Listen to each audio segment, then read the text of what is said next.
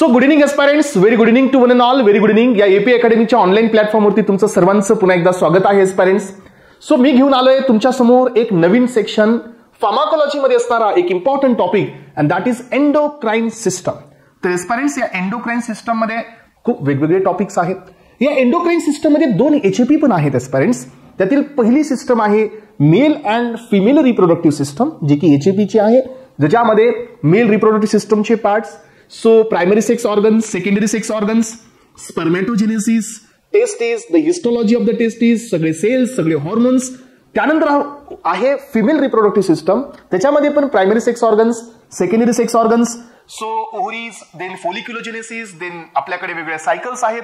Uterine cycle आहे, ovarian cycle आहे, so menstrual cycle आहे. ह्या सगळ्या गोष्टी मी ऑलरेडी डिस्कस केलेल्या आहेत. याबद्दलचं लेक्चर ऑलरेडी प्री अपलोडेड आहे. मेल अँड फिमेल रिप्रोडक्टिव्ह सिस्टमच्या अंडरमधून तुम्ही हे लेक्चर कंप्लीट करून घ्या. त्यासोबतच एस्पायरंट्स, या सिस्टमला समजून घेण्यासाठी अजून एक एचएपीची सिस्टम, म्हणजे अजून एक तुम्हाला या ठिकाणी फिजिओलॉजी सिस्टम माहित असणं किंवा क्लिअर असणं गरजेचं आहे. And that is the hormonal system, that is the chemical coordination and integration. So अशी ही एक सिस्टम आहे ज्याच्यामध्ये सर्व टाईपचे हॉर्मोन्स आपल्या बॉडीमध्ये, टोटल 32+ हॉर्मोन्स आपल्या बॉडीमध्ये आहेत एस्पायरंट्स. या दोन्ही सिस्टम तुमच्या एचएपीच्या ऑलरेडी मी घेतलेले आहेत. सो या टॉपिक्सला ऑलरेडी प्री अपलोडेड केलेलं आहे, तर तुम्ही हे टॉपिक्स क्लिअर करून घ्या, नंतरच या लेक्चरची सुरुवात करा. ओके, चला. तर एस्पायरंट्स, आज आपण पाहतोय एंडोक्राइन सिस्टम, आणि हे एंडोक्राइन सिस्टम मध्ये असणारे इम्पॉर्टंट चॅप्टर्स एकदा आपण या ठिकाणी रिकॉल करूया. तर या एंडोक्राइन सिस्टम मध्ये जो सगळ्यात इम्पॉर्टंट टॉपिक असतो एस्पायरंट्स, आणि तो असतो डायबिटीस मेलिटस. सो या टॉपिकला किती स्टार आपण देऊ शकतो? तर या टॉपिकसाठी आपण ड्रग इन्स्पेक्टर असो किंवा दुसरी कोणतीही कॉम्पिटिटिव्ह एक्झाम असो, या टॉपिकसाठी 5 स्टार रेटिंग आहे. म्हणजे एंडोक्राइन सिस्टम मधून क्वेश्चन हा फ्रेम होतोय, आणि तो क्वेश्चन डायबिटीस मेलिटस वरून येत नाहीये, हे खूप रिअरली होतं. त्यामुळे हा सगळ्यात मेन टॉपिक असतो डायबिटीस मेलिटस.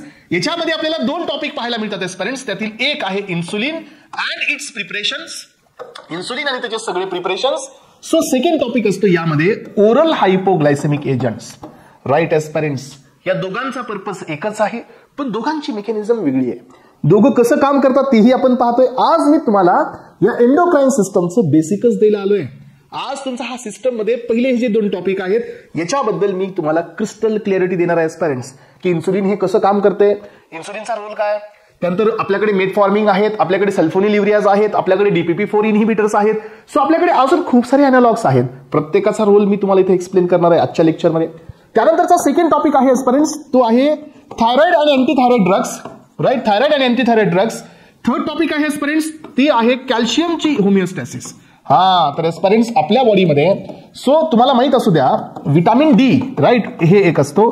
त्यानंतर सेकंड असतो PTH, आणि थर्ड टॉपिक थर्ड याच्यामधला हॉर्मोन असतो एस्पायरंट्स, तो असतो कॅल्सिटोनिन. हे 3 जण असतात आपल्या बॉडीमध्ये कॅल्शियमची होमिओस्टॅसिस करणारे, म्हणजे कॅल्शियमचं बॅलन्स करणारे. तर यांच्याबद्दल पण आपल्याला डिस्कस करायचे एस्पायरंट्स. 4th नंबर टॉपिक आहे यामध्ये, ते असतो कॉर्टिकोस्टेरॉइड्स. कॉर्टिकोस्टेरॉइड्सचा पण टॉपिक आपल्याला यामध्ये कव्हर करायचा एस्पायरंट्स. 5th नंबरचा टॉपिक आहे आपल्या बॉडीमध्ये असणारे सगळे हॉर्मोन्स. सो हॉर्मोन्स मध्ये aspirants, so androgens, so anti androgenic drugs, estrogens, anti estrogenic drugs, progesterone, anti progesteronic drugs, gonadotropin releasing hormones आणि गोनेडोट्रॉपची अँटागोनिस्ट. हे पण टॉपिक्स आहेत. त्यासोबत एस्पायरंट्स, यांच्यामध्ये आपल्याला टोकोलायटिक एजंट्स पण पाहायला मिळतील. हे इथेही आपण घेऊ शकतो, आणि हे टॉपिक्स आपण ॲटोकॉइड्स मध्ये पण घेऊ शकतो. आणि या सगळ्यांमधून एस्पायरंट्स, आपण आता सगळ्यात मेन टॉपिक घ्यायला जातोय, आणि तो आहे diabetes mellitus. Right. So aspirants, there is a difference in between diabetes mellitus and diabetes insipidus. ह्या दोघांमध्ये खूप मोठा डिफरन्स आहे. डायबिटीज मेलिटस हे एक ग्लुकोज रिलेटेड प्रॉब्लेम आहे. सो आणि डायबिटीज इन्सिपिडस हे एक युरिन व्हॉल्यूम रिलेटेड प्रॉब्लेम आहे. या दोघांमध्ये डिफरन्स आहे. मग आता आपण पाहूया नॉर्मली काय होतं. सो आपल्या बॉडीमध्ये कार्बोहायड्रेट मेटाबॉलिझम कोण करतंय, कशा प्रकारे आपल्या बॉडीमध्ये ग्लुकोज रेग्युलेशन होते, ते आधी आपल्याला पाहायचं आहे फ्रेंड्स. हे बघा, कुठलाही टॉपिक समजून घेण्यासाठी तुम्हाला 2 पॅरामीटर माहित असणं गरजेचं आहे. त्यातील पहिला पॅरामीटर हे माहित असणं गरजेचं आहे की नॉर्मल लेवलवरती आपली बॉडी कसं काम करते. नॉर्मल लेवलवरती आपल्या बॉडीमध्ये ग्लुकोजचा अपटेक कसा होतो, ग्लुकोजचं ब्रेकडाऊन कसं होतं, ग्लुकोजचं जनरेशन कसं होतं, सो ग्लायकोजन्स कसे सिंथसाइज होतात, कुठे सिंथसाइज होतात, आणि आपली बॉडी या ग्लुकोजला ऍज अ एनर्जी फ्युअल म्हणून कसं वापरते. आणि म्हणून आपल्या बॉडीमध्ये जे ग्लुकोज कॉन्सन्ट्रेशन आहे हे नॉर्मल लेवलमध्ये मेंटेन राहतं. म्हणजे काय, सो आपल्याला सगळ्यात पहिल्यांदा हे समजून घ्यायचं आहे की ग्लुकोजची होमिओस्टॅसिस कशी आहे, म्हणजे ग्लुकोजचं जे कॉन्सन्ट्रेशन आपल्या बॉडीमध्ये मेंटेन राहतं त्याच्या पाठीमागचे कोणते रिझन्स आहेत, आणि aspirants what kind of the causes और what kind of the things so responsible for the hyperglycemia, म्हणजे कशामुळे आपल्या बॉडीमध्ये ब्लड ग्लुकोज लेवल ही इन्क्रीज होते. सो आणि आता त्याचे रूट कॉजेस काय आहेत. So how many pathways responsible for the hyperglycemia, आणि या पाथवेजला आपण हे इन्सुलिन आणि त्याचे preparations and oral hypoglycemic agents हे देऊन आपण या हायपोग्लायसेमियाला कसं ट्रीट करू शकतो. म्हणजे हा सगळे टॉपिक्स मी 2 सेक्शन मध्ये डिवाइड करत आहे. त्यातील पहिला सेक्शन आहे की नॉर्मल लेवलवरती हे कसं बॅलन्स होतं. सो नॉर्मल लेवलवरती बॉडी हे ग्लुकोजला ॲज अ एनर्जी फ्युल म्हणून कसं वापरते, आणि हायपरग्लायसेमिया कसं होतं आणि त्याची ट्रीटमेंट काय. तर एस्पायरंट्स हे सगळं आता आपण घेत चाललेलो आहोत एका बेसिक टू ऍडव्हान्स लेवल पर्यंत. तर हे पहा, सो आधी मी तुमच्या समोर जात आहे नॉर्मल सो किंवा एखादा हेल्दी पर्सन यामध्ये असणारी ग्लुकोजची फिजिओलॉजी, राईट. मग आपण पुढे जाऊया.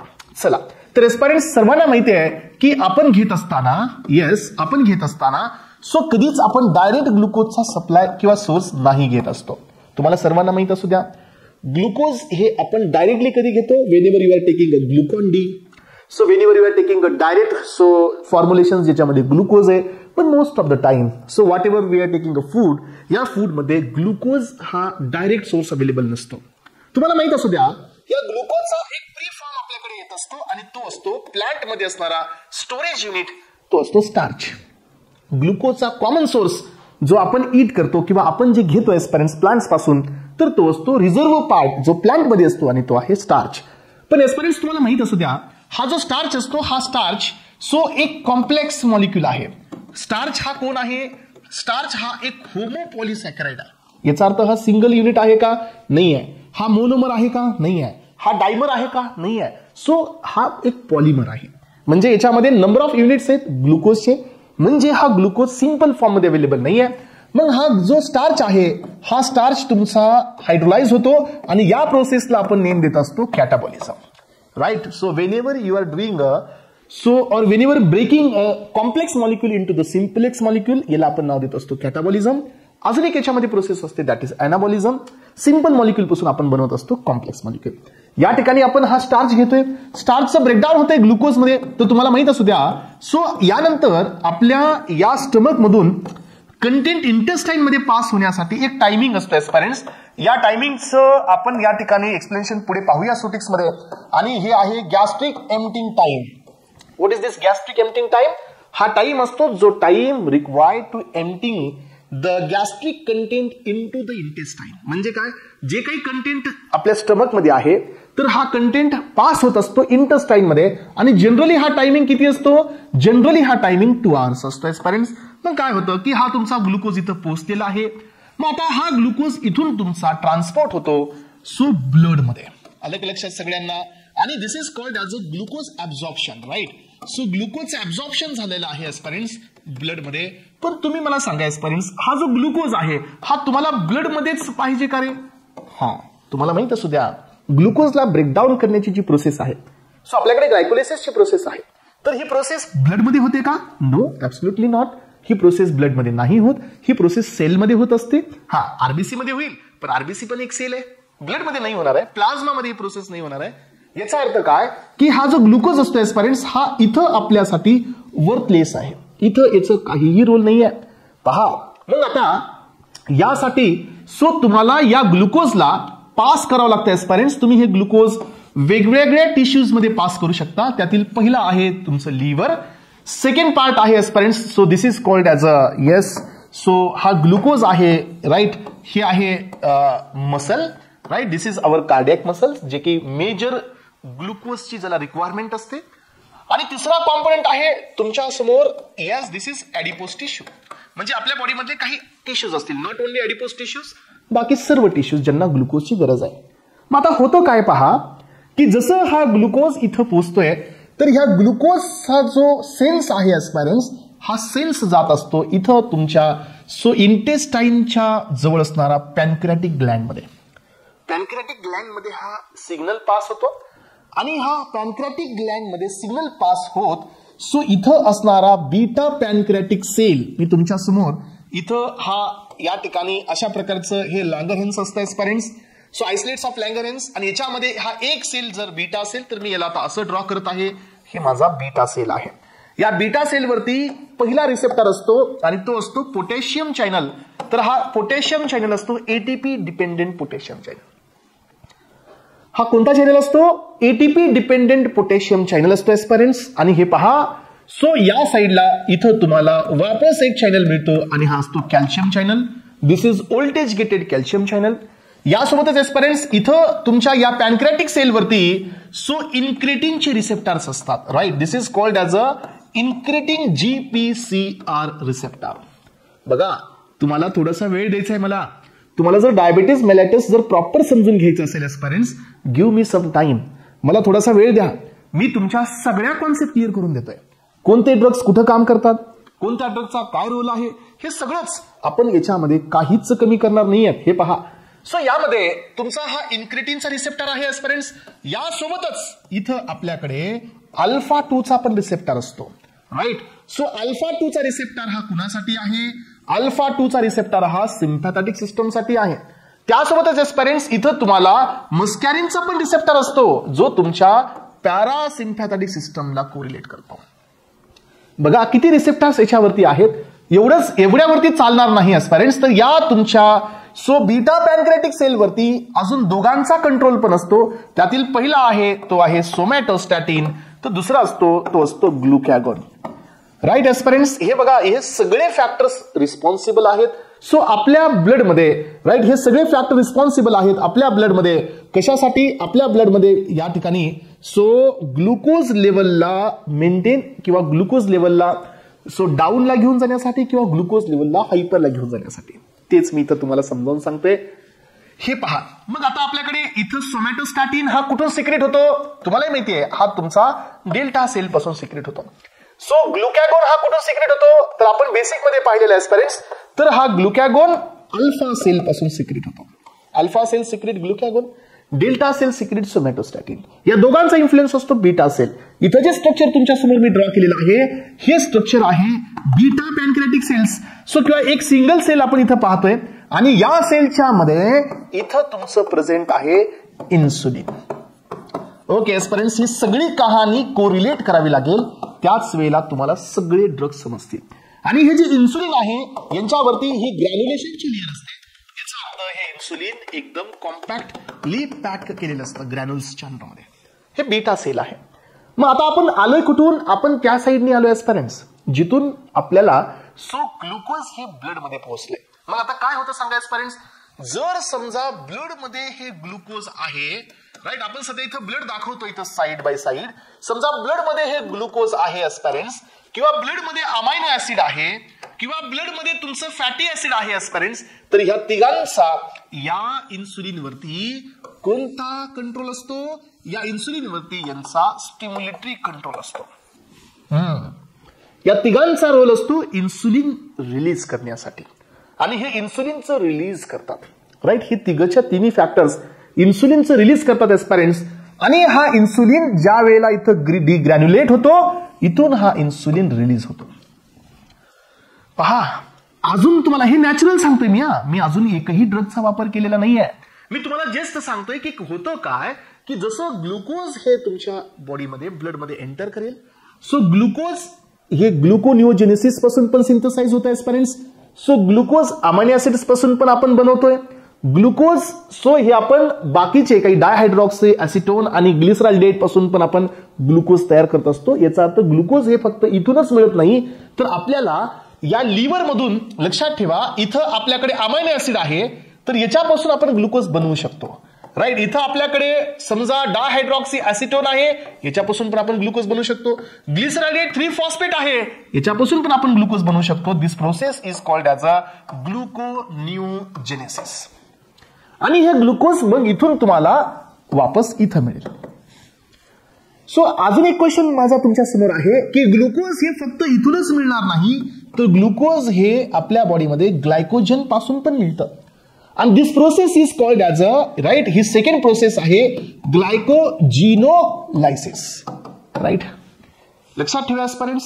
सो ग्लायकोजिनोलायसिस म्हणजे ग्लायकोजनचं ब्रेकडाऊन होणं आणि ग्लुकोज तयार होणं, असंही आपल्यासोबत होतं एस्पायरंट्स.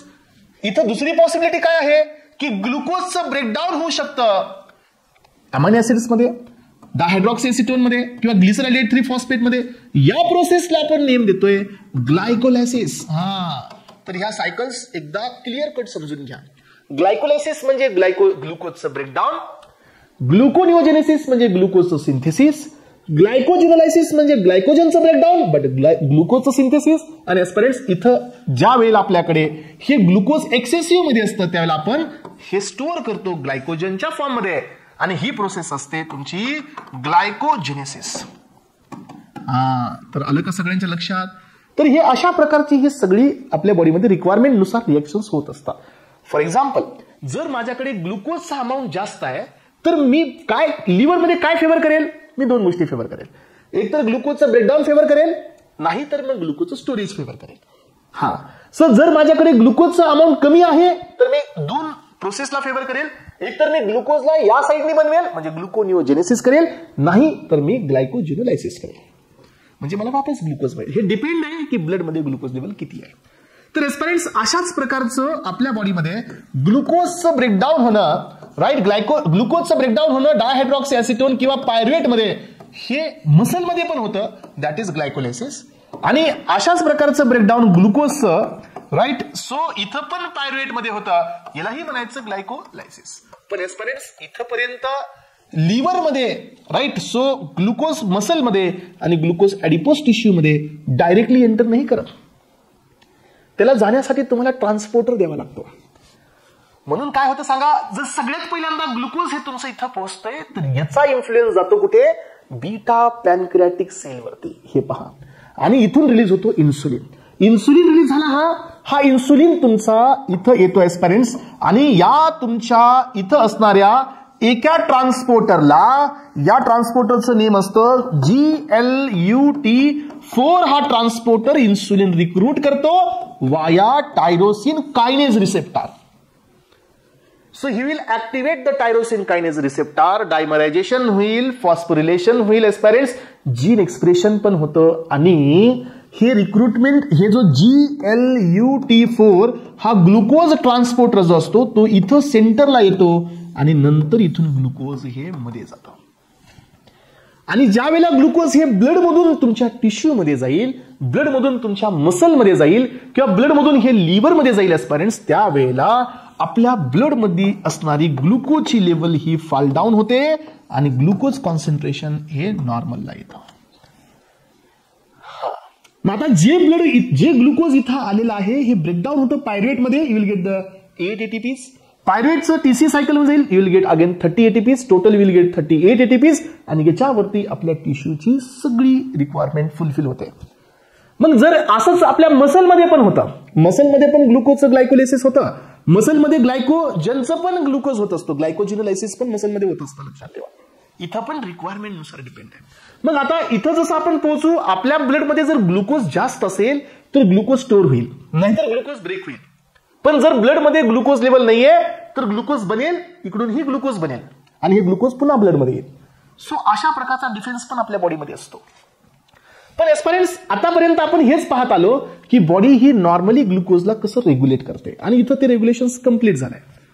सो एस्पायरंट्स तुम्हाला माहिती असू द्या की बॉडीमध्ये ब्लड ग्लुकोज लेवल ही मेंटेन केली जाते. जर समजा आपण ग्लुकोजचं जास्त इंटेक केलं गेलं तर ग्लायकोजन तयार होतं किंवा ग्लायकोलायसिस होतं. पण जर आपण फास्टिंग वरती आहोत, आपल्याकडे ग्लुकोजच नाहीये ब्लडमध्ये, मग तिथं त्या टाइमला ब्लडमध्ये ग्लुकोज लेवल कुठून मेंटेन होते, तर ती लेवल इथून मेंटेन होते. एक तर ग्लुकोनिओजेनेसिस होतं किंवा ग्लायकोजिनोलायसिस होतं. हे ग्लुकोजचं कॉन्सन्ट्रेशन ब्लडमध्ये एंटर करतं आणि will get the normal concentration of glucose, आणि हे नॉर्मली चालू असतं. पण ज्यावेळेला ग्लुकोज लेवल ही हाय होते, सो इन्सुलिन रिलीज होते aspirants. Insulin will activate the tyrosine kinase receptor आणि ओपनिंग होते, सो किंवा रिक्रुटमेंट होते, सो GLUT4 ट्रान्सपोर्टर, आणि मग ग्लुकोज हे ट्रान्सपोर्ट होतं, पुन्हा ब्लडची ग्लुकोज लेवल ही नॉर्मल आहे. हे झालं सर्व नॉर्मल. आतापर्यंत आपण काहीच प्रॉब्लेम क्रिएट केलेला नाही आहे एस्पायरंट्स. सो तुम्हाला अजून एक पॉइंट माहित असायला पाहिजे एस्पायरंट्स की ज्या वेळेला इन्सुलिन हे रिलीज होत असतं त्यावेळेला आपल्या बॉडीमधले काही फॅक्टर्स या चॅनलला इनहिबिट करत असतात. म्हणजे जसं ग्लुकोज रिलीज केलं तर हे इनहिबिट होतं तर पोटॅशियमचं कॉन्सन्ट्रेशन वाढतं. पोटॅशियम हे जसं थ्रेशोल्ड पोटेन्शियलला क्रॉस करेल तसं कॅल्शियम ओपन होतं. कॅल्शियम ओपन झालं की हे ग्रॅन्युलर लेअर ही डिग्रॅन्युलेट होते आणि इन्सुलिन विल गो आउट. म्हणजे हे नॅचरली पण आहे. आपण कोण याला असं करू शकलो? तिघजण, एकतर ग्लुकोज, अमायनो ऍसिड्स किंवा फॅटी ऍसिड्स असं काम करतात. यासोबत ऍस्पिरंट्स आपल्याकडे अजून 2 कॉम्पोनंट्स असतात नॅचरली ऍक्ट करणारे. कोण असतात सांगा? सो याच्यामध्ये एक असतो तुमचा GLP आणि सेकंड वन असतो GIP. GLP स्टँड फॉर, हे लोकल हार्मोन्स आहेत ऍस्पिरंट्स. आपल्या इंटेस्टाईन मध्ये डी सेल आणि के सेल एंडोक्राइन हॉर्मोन्स पासून एंडोक्राइन सेल्स पासून हे GLP GIP सिक्रेट होत असतात आणि हे glucagon like peptides, so glucose dependent insulinotropic peptides असे 2 पेप्टाइड्स असतात जे या रिसेप्टरला काम करतात, जो की इन्क्रिटिनचा GPCR आणि जो GS असतो. आणि त्यामुळे काय होतं की इथं सायक्लिक EMP वाढतं ATP पासून. सायक्लिक EMP कॅल्शियमला मध्ये घेतो, वापस तुमचं इन्सुलिन रिलीज होतं. मग आतापर्यंत तुम्हाला लक्षात आलं पाहिजे की या ठिकाणी glucose, so amino acids, fatty acids, GLP GIP आणि इथं अजून एक जण असतो aspirants and that is called as amylin. तर हे एक कॉम्पोनंट असतो जो वापस इन्सुलिनचं सिक्रेशन वाढवतो. मी सांगतो कसं काम करतो हा, जस्ट वेट अँड वॉच. त्यानंतर ऍस्पिरंट जर समजा इन्सुलिन आपण देतोय तर इन्सुलिन ग्लुकोजला ट्रान्सपोर्ट करेल आणि जर हे इन्सुलिन एक्सेस मध्ये होत असेल तर मग आपल्याला अजून कोणती कंडिशन मिळेल? हायपोग्लायसेमिया. ते पण आपल्याला नाही होऊ द्यायचं आहे. तर ऍस्पिरंट्स ना आपल्याला हायपरग्लायसेमिया पाहिजे ना आपल्याला हायपोग्लायसेमिया पाहिजे. We want normal glucose concentration. मग जर हा हायपरकडे जात असेल ऍस्पिरंट्स तर त्या केसमध्ये आपल्याकडे सोमॅटोस्टॅटिन, ग्लुकॅगॉन आणि सिम्पॅथॅटिक सिस्टमचा अल्फा 2 हे तिन्हीच्या तिन्ही इन्सुलिनचे इनहिबिटर्स असतात. आणि जसं ग्लुकोज लेवल ही हायपोला जात असेल तर इन्सुलिनचं कॉन्सन्ट्रेशन डिक्रीज होतं, इन्सुलिनचा रिलीज डिक्रीज होतो आणि वापस ब्लड ग्लुकोज लेवल ही वाढते. आणि आतापर्यंत आपण नॉर्मल मध्येच आहोत. अजून आपण कॉजेस कडे गेलेले नाहीयेत. अजून आपण डायबिटीज मेलेटस कडे गेलेले नाहीयेत ऍस्पिरंट्स. बघा, मी जेवढं तुम्हाला आतापर्यंत सांगितलं हे सगळं एकदा रिकॉल करतो. सो ऍस्पिरंट्स, आपण सुरुवात केली होती एक नॉर्मल स्टार्च पासून. आपण हे पाहिलं की स्टार्च हा एक होमोपॉलिसॅकराइड आहे. याचं ब्रेकडाऊन होतं. ब्रेकडाऊन झाल्यानंतर तो गॅस्ट्रिक एम्प्टिंग टाइमनी तो कुठे येतो? सो तो इंटेस्टाईन मध्ये पोहोचतो. नंतर त्याचं ऍब्झॉर्प्शन होतं. ग्लुकोज जसं ब्लड मध्ये येतं तसं ग्लुकोजचा सेन्स हा बीटा सेलला जातो. बीटा सेल इन्सुलिनला सिक्रेट करतात. मग इन्सुलिन GLUT4 ला रिक्रूट करतो आणि ग्लुकोज हा ब्लड मधून टिश्यू मध्ये पास होतो, ब्लड मधून लिव्हर मध्ये पास होतो, ब्लड मधून मसल मध्ये पास होतो आणि ब्लड ग्लुकोज लेवल ही ड्रॉप होते. मग आता depending upon the glucose concentration, जर ग्लुकोज खूपच जास्त असेल तर ग्लुकोज स्टोअर होतं ग्लायकोजन मध्ये. ग्लायकोलिसिस का करायचं आपल्याला सांगा बरे ऍस्पिरंट्स? सो ग्लायकोलिसिस हे आपल्याला याच्यासाठी करायचंय की आपली डिमांड आपल्याला फुलफिल करायची आहे. Glycolysis in the liver, glycolysis in the muscle, glycolysis in the tissues, आपल्याला डिमांड फुलफिल करायचे. मग आता आपण एक एक्झाम्पल करू. आपली डिमांड आहे 10 ग्लुकोज, पण आता आपल्याकडे 100 ग्लुकोज आहेत तर 90 आपल्याकडे एक्स्ट्रा आहेत. म्हणजे एक्स्ट्रा ग्लुकोज आहेत त्यांना आपण ग्लायकोजन मध्ये स्टोअर करतो. मग ग्लायकोजन स्टोअर होतो. हे डिपेंड कशावरती आहे? हे डिपेंड आहे की कंडिशन आहे काय. Yes, what conditions right now you are suffering, what kind of the conditions जे तुमच्या बॉडीमध्ये आहे याच्यावरती हे डिपेंड आहे की कोणती प्रोसेस रन होणार. मग आता समजून घ्या की मग इथं ग्लुकोज जास्त असेल तर इकडे बी ब्रेकडाऊन होईल, वरतीही ब्रेकडाऊन होईल, शिल्लक ग्लुकोज स्टोअर होईल, इथेही ब्रेकडाऊन आहे. जर ऍस्पिरंट्स जर ग्लुकोजच कमी आहे तर मसाला तर ग्लुकोज पाहिजे. मग आपण त्या केसमध्ये याला इथं घेतोय बनवून, म्हणजे ग्लुकोनिओजेनेसिस करतोय, ग्लायकोजनला ब्रेक करून ग्लुकोज वाढवतोय, दॅट इज ग्लायकोजिनोलायसिस करतोय, ग्लायकोजनचं सिंथेसिस ब्लॉक करतोय, ग्लायकोजनचं ब्रेकडाऊन वाढवतोय, ग्लुकोजचं मेकिंग वाढवतोय आणि इथं पण आपण काय करतोय? ग्लुकोजचं ब्रेकडाऊन कमी करतोय आणि आपण ग्लुकोजचं कॉन्सन्ट्रेशन वाढवतोय. सो ग्लुकोज जर तुमचा जास्त असेल तर त्या केसमध्ये आपल्याला इन्सुलिन पाहिजे. इन्सुलिन सिक्रेशन हे GLP GIP, glucose, amino acids आणि फॅटी ऍसिड्स हे इन्सुलिनचं सिक्रेशन करतात. आणि जर इन्सुलिन खूप जास्त होऊन जर आपल्याला हायपोग्लायसेमिया होत असेल तर सोमॅटोस्टॅटिन, ग्लुकॅगॉन आणि सिम्पॅथॅटिक सिस्टम ही इन्सुलिनचं सिक्रेशन कमी करते आणि you will get the increasing the blood sugar level. आणि हे असतं नॉर्मल. हे सगळे फंक्शन्स आपल्या बॉडीमध्ये नॉर्मल आहेत. पण ऍस्पिरंट ज्या वेळेला या फंक्शन्स मध्ये इंटरफेरन्स येतो, ज्या वेळेला या फंक्शन्स मध्ये इंटरफेरन्स येतो त्यावेळेला होता डायबिटीज मेलाइटस. याचा अर्थ काय एस्पायरंट्स, समजा आता वापस चाललो आपण, राईट. तर एस्पायरंट्स हे पहा, हे ग्लुकोज आहे. सो इथून हे ग्लुकोज इंटेस्टाईन मधून आपण दाखवूया, हे ग्लुकोज आहे एस्पायरंट्स. तर हे ग्लुकोज इथून आपल्या ब्लड मध्ये जात आहे आणि जर समजा या ग्लुकोजला जाण्यासाठी जो GLUT4 ट्रान्सपोर्टर आहे तो अवेलेबल नाहीये, तर मग ग्लुकोज हे मसल मध्ये नाही जाणार आहे एस्पायरंट्स आणि इथली लेवल तुमची वाढते. तर याला आपण म्हणतो so diabetes mellitus. Blood sugar level ही इन्क्रीज होते. मी तुम्हाला आधी पण सांगितलं, सो शुगर ही आपल्याला ब्लड मध्ये नाही पाहिजे. शुगर ही आपल्याला कुठे पाहिजे, ब्लड शुगर म्हणजे ग्लुकोज हे आपल्याला मसल मध्ये पाहिजे, लिव्हर मध्ये पाहिजे, टिश्यू मध्ये पाहिजे, ब्लड मध्ये नाही पाहिजे. आणि ते इथं स्टॉप झाले एस्पायरंट्स. मग याचे दोन कॉजेस असतात एस्पायरंट्स. एक इन्सुलिनची कमतरता असल्यामुळे आणि दुसरा याचा इन्सुलिन आहे पण इन्सुलिनची रेजिस्टन्सी असल्यामुळे हे झालेलं आहे. एकतर इन्सुलिनच नाहीये याला ओपन करण्यासाठी, पण किंवा आहे पण ओपन नाही करता येत. म्हणजे इथं झाले तुमचे दोन class, insulin dependent diabetes mellitus and insulin non dependent diabetes mellitus. मग आता पहा एस्पायरंट्स, आपल्याला प्रॉब्लेम आहे. काय प्रॉब्लेम आहे सांगा, आपल्याला प्रॉब्लेम आहे की आपल्या ब्लड मध्ये इन्सुलिन नाही आहे. येस, हे सगळ्यात मोठा प्रॉब्लेम आहे. किंवा इन्सुलिन आहे पण त्याचा रेजिस्टन्स आहे. सो हे दोन प्रॉब्लेम आपल्याला आता सॉल्व्ह करायचे आहेत. मग आता तुम्ही मला सांगा की ब्लड शुगर लेवल ही खूप हाय जाते. मग तुम्हाला सो ऑप्शन काय, तुम्हाला ऑप्शन आहे. सो इन्सुलिन ही ऑप्शन आहे. मग तुम्ही याचा दोन अप्रोचनी पाहता. कोणते अप्रोच असतात तुमच्याकडे, पहिला अप्रोच हा असतो की आपण डायरेक्ट इन्सुलिन देऊया. तर एस्पायरंट्स तुम्हाला माहिती आहे की सबक्युटेनियस रूटनी मोस्ट ऑफ द पॉप्युलेशन ही इन्सुलिन डायरेक्टली घेते. याचा अर्थ काय की या केसला आपण म्हणतो इन्सुलिन डिपेंडेंट डायबिटीज मेलाइटस. आपण बॉडीमध्ये काहीच करत नाहीयेत पण आपण डायरेक्ट इन्सुलिन घेतो. ब्लड मध्ये इन्सुलिन आले की हा ट्रान्सपोर्टर रिक्रूट होतो, ब्लड शुगर लेवल, ब्लड हे ट्रान्सपोर्ट होतो from the blood to the tissues आणि शुगर लेवल ही ड्रॉप होते. जसं इन्सुलिनचं कॉन्सन्ट्रेशन इथं एंड होत आहे, वापस शुगर लेवल वाढते. Again next day morning so you need to take the insulin. आणि अशा प्रकारचा एक डायबिटीज असतो. मग एस्पायरंट्स आता दुसरा प्रॉब्लेम काय, आपण डायरेक्ट इन्सुलिन देऊन इथं ट्रीटमेंट दिली, पहिला ऑप्शन. सो दुसरा ऑप्शन काय की इन्सुलिन आपल्याला डायरेक्टली द्यायचं नाही आता, पण आपल्याला इन्सुलिनच पाहिजे. मग तुम्हाला काय करावं लागेल, आपल्याला डायरेक्ट इन्सुलिन द्यायचं नाहीये, आपल्याला इन्सुलिनच पाहिजे, पण काय करावं लागेल. मग आता तुम्ही मला सांगा की डायबिटीज मेलाइटस जे आहे, insulin non dependent diabetes mellitus जो आहे, याला ट्रीट करण्याचे आपल्याकडे दोन अप्रोच आहेत. Yes, we have two types of approach ज्याच्यावर आपण हा डायबिटीज मेलाइटस इथं ट्रीट करू शकतो. कोणते अप्रोच आहेत सांगा. सो डॉक्टर ज्यांना डायबिटीज मेलाइटस आहे त्यांना डॉक्टर्स काय सांगतात, सो काय सांगतात, whenever you will so visit to your relative so try to take yes sweets असं सांगतात.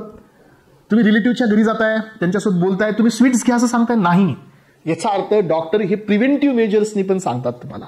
म्हणजे काय पेरेंट्स, हा तर पहिला ऑप्शन डॉक्टर काय देतात की तुम्ही काय करा, सो ग्लुकोजचं जे इंटेक आहे सो हे इंटेक तुम्ही कमी करा.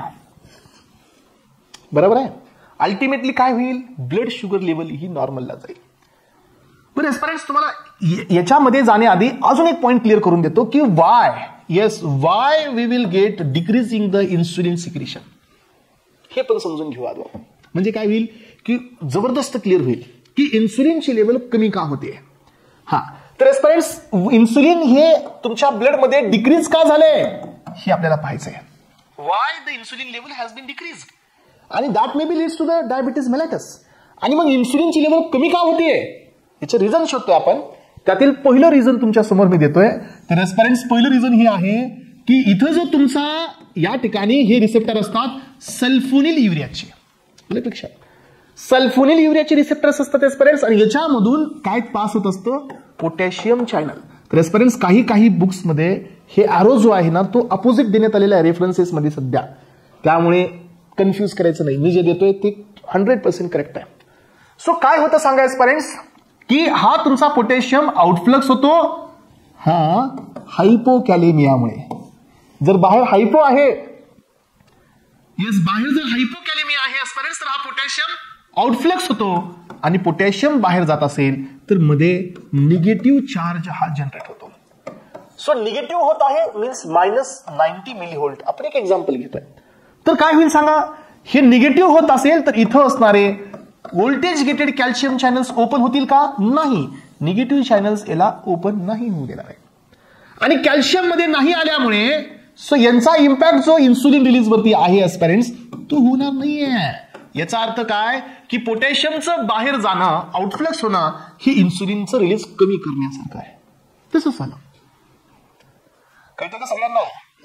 सो पोटॅशियम आउटफ्लक्स हे इन्सुलिनचं रिलीज कमी करत आहे. कारण पोटॅशियम आउटफ्लक्स होत आहे तर इथं तुम्हाला निगेटिव्ह चार्ज मिळत आहे बीटा सेलमध्ये, आणि that may be leads to the inhibition of the voltage gated calcium channel, आणि याच्यामुळे इन्सुलिनचं रिलीज इथं स्टॉप होत आहे. मग आता पहा एस्पायरंट्स, की जसं आता आपण सेकंड पॉइंट कडे इथून जाऊया, की हे जो पोटॅशियम चॅनल बाहेर जाण्यासाठी अजून कोण ऑपरेट करतंय? अल्फा 2. अल्फा 2 हा याला ऍक्टिव्हेट करताय, सोमॅटोस्टॅटिन याला ऍक्टिव्हेट करताय, ग्लुकॅगोन पण याला ऍक्टिव्हेट करताय एस्पायरंट्स. तर या सगळ्यांमुळे इन्सुलिनचं लेवल कमी होत आहे. सो या ठिकाणी दुसरं कारण अजून एक शोधा. इथं जो तुम्हाला मी आतापर्यंत इन्क्रिटिनचे रिसेप्टर्स सांगितले होते, ज्याच्यावरती जीएलपी आणि जीआयपी ऍक्टिव्हेट करतात एस्पायरंट्स, आणि इथून एसी ऍक्टिव्हेट होतो, एसी मुळे सायक्लिक ईएमपी ऍक्टिव्हेट होतो, आणि सायक्लिक ईएमपी याला ऍक्टिव्हेट करतो आणि इन्सुलिनचं रिलीज होत असतं. हे पण प्रॉब्लेम झालेला आहे एस्पायरंट्स. आता काय झालं सांगा, की हे ग्लुकॅगोन आणि तुमचा जो ग्लुकॅगोन लाईक पेप्टाइड आणि जीआयपी आहेत यांना इनऍक्टिव्ह केलं जातं, आणि इनऍक्टिव्ह करणारा एन्झाईम असतो DPP4. What is this? This is dipeptidyl peptidase 4. हे या फॅक्टर्सला इनऍक्टिव्ह करत आहे. हा, तर आता आपण काय समजून घेतोय, की इन्सुलिनचं रिलीज कशामुळे कमी झालंय हे आपण पाहतोय, राईट? यानंतर पहा एस्पायरंट्स, नेक्स्ट अजून एक तुम्हाला रूल सांगतो इथं पहा, की आपल्या सेंट्रल नर्वस सिस्टम मध्ये डोपामिनची लेवल ही कमी होते, राईट? सीएनएस मध्ये बघा, लक्ष देऊन ऐका, सेंट्रल नर्वस सिस्टम मध्ये डोपामिनची लेवल कमी होते आणि त्याच्यामुळे एस्पायरंट्स सिम्पॅथॅटिकचा आउटफ्लो वाढतो. डोपामिनची लेवल कमी होते, सिम्पॅथॅटिक आउटफ्लो वाढतो. सिम्पॅथॅटिक आउटफ्लो वाढतो तर अल्फा 2 रिसेप्टर ऍक्टिव्हेट होतो, अल्फा 2 रिसेप्टर ऍक्टिव्हेट होतो तर रिलीज कमी होतो. म्हणजे डोपामिनचं कॉन्सन्ट्रेशन कमी असणं हे पण आपल्या बॉडीमध्ये इन्सुलिनचं रिलीज कमी करत असतो. आलं लक्षात? यानंतर पहा एस्पायरंट्स, सो आपल्याकडे इन्सुलिनची इथं पहा, काही ठिकाणी इन्सुलिन आहे पण त्याची ऍक्शन नाही आहे, रेजिस्टन्स पण आपण पाहणार असं. मग आपल्याला इन्सुलिन कमी होण्याचे किती रिझन्स इथं फाइंड आउट करता आले? पहिलं रिझन आलं जीएलपी जीआयपी इनॅक्टिव्हेट होणं, हे रिझन आलं. सेकंड रिझन आलं हायपोकॅलेमियामुळे हा चॅनल ओपन होणं, हे एक रिझन आलं, याच्यामुळे पण इन्सुलिन लेवल कमी झाली. थर्ड रिझन आलं अल्फा 2 सिम्पॅथॅटिक सोमॅटोस्टॅटिन ग्लुकॅगोन यांच्यामुळे पण इन्सुलिन लेवल आपली कमी होते आणि आपल्याला हायपरग्लायसेमिया होत आहे. Yes, all these reasons so responsible for the increasing the blood sugar level. सगळ्यांमुळे ब्लड शुगर लेवल ही वाढत आहे. D2 कमी ऍक्टिव्हेट झाल्यामुळे पण ब्लड शुगर लेवल वाढते. यानंतर एस्पायरंट्स एवढ्यावरतीच नाही तर तुम्हाला माहित असू द्या, सो आपल्या बॉडीमध्ये ब्लड शुगर लेवल वाढण्याचे किती कारण आहेत. एक तर इन्सुलिन कमी झालं हे कारण आहेच, एक रिझन आपल्याला मिळालं, इन्सुलिनचं सिक्रेशन कमी झाल्यामुळे सो आपल्याला हायपरग्लायसेमिया इथं नोटीस झालेलं आहे, हे रिझन तर आहेच आहे, पण आपल्याकडे दुसरे पण रिझन्स काही आहेत ना. काय रिझन असेल सांगा? यातील पहिलं रिझन हे आहे एस्पायरंट्स, की इंटेस्टाईन मधून सो ग्लुकोजचं ऍब्झॉर्प्शन जास्त झालेलं आहे, हे पण एक रिझन आहे. पहा, सो ऍब्झॉर्प्शन इन्क्रीज असेल ग्लुकोजचं तर त्याच्यामुळे पण डायबिटीज होऊ शकतो.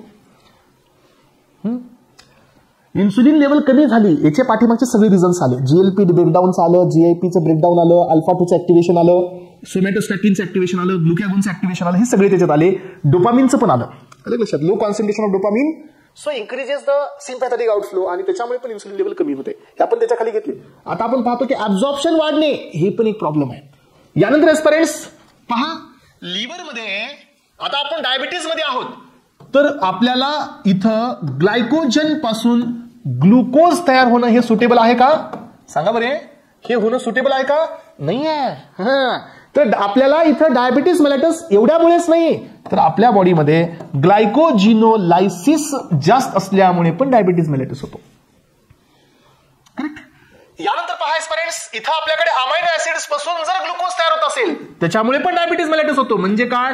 ग्लुकोनिओजेनेसिस हे जास्त असल्यामुळे पण डायबिटीज मेलेटस होतो.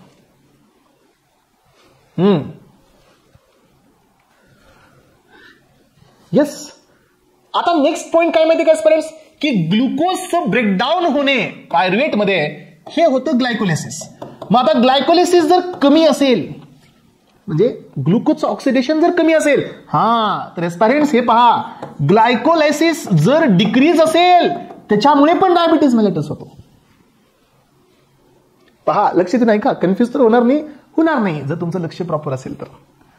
डायबिटीज मेलेटस होण्याचे रिझन्स तुमच्या समोर मी इथं नोटिफाय करतोय. पहिलं रिझन आहे इन्सुलिन कमी असणे, त्याच्या पाठीमागचे खूप सारे फॅक्टर्स आहेत. ऍब्झॉर्प्शन जास्त असणे, ग्लायकोजिनोलायसिस फास्ट असणे, ग्लुकोनिओजेनेसिस फास्ट असणे आणि ग्लायकोलिसिस खूप स्लो असणे. आणि त्यानंतरचं रिझन आहे पेरेंट्स 6 नंबरचं एक्सक्रीशन या ग्लुकोजचं कमी असते. एक्सक्रीशन होत असतं SGLT2 ट्रान्सपोर्टर, आणि हा जर ऍक्टिव्हेट नसेल लक्षात तर काय होणार आहे सांगा? सो एक्सक्रीशन नाही, रिअब्झॉर्प्शन. लक्षात, this transporter is responsible for the reabsorption of the glucose.